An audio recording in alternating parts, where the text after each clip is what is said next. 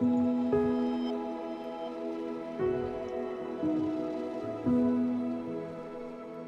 2004, I was coming back from a volunteer board meeting, and my daughter was in the vehicle with me, and we just decided to stop off and pick up a sandwich.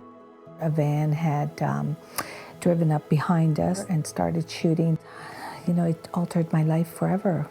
Well, when Louise was injured, there was a lot of support from the general public. But as far as what I had to look forward to, I had no idea. It was February 23rd, 2005. We were on a school ski trip, and my son Nick went off a jump and broke his C5 vertebrae. Hearing from the doctors that he would not likely move again from the neck down was devastating. I was involved in a 5-car collision. We were on vacation. I ended up sustaining a C6, C7 spinal cord injury. Everything changed, absolutely everything. Cole was 14 and he'd had some pain in his back for a couple of days. And then I was at work one day and he called me and said he couldn't get up, he couldn't walk. He was diagnosed the next day with something called transverse myelitis. I had a cancerous tumor in my spine. The doctor said, okay, I think we'll try to just get it out properly.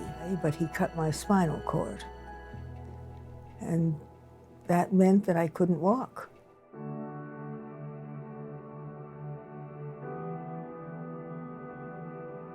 Everyday things that we don't think about, you know, all of a sudden became a challenge. Everything has to be thought out. Spontaneous things just don't happen anymore. You're basically given another body. It affects bowel and bladder, it affects sexual function, it affects so many different levels. Relearning that body takes some time. And it's almost like you're a child again, trying to figure out the limits of your body.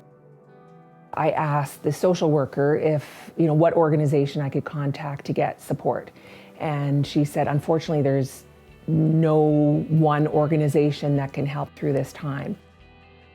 We had to renovate our house, which was, you know, huge, to put in an elevator for Cole, to get a suite that was accessible with a roll-in shower.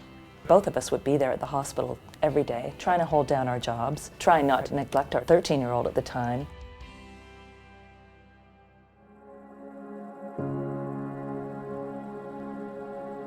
I had a woman come to see me at the hospital. Her name was Yvonne. And, you know, just kind of her smile, her positive energy. And I remember lying there very weak and looking at Yvonne and just saying, you know I can do this. I know. So she gave me hope. Our social worker put me in touch with Spinal Cord Injury Ontario. She asked me if I'd like to speak to someone who'd been in the situation that I was in at that time. I ended up meeting a rec therapist that worked at Lyndhurst, and his job was to get me involved in sport again. The first time I saw him, he was sort of almost climbing his window to strap a kayak on top of his CRV, and this is a guy in a chair. And when I saw that, wow, the possibilities. You know, I want to be able to do that, and if I can do that, then I'll be content. The person who recently experienced a spinal cord injury is going to be facing many challenges. Their partner, spouse, will also be facing challenges. They need support as much as the person who's injured.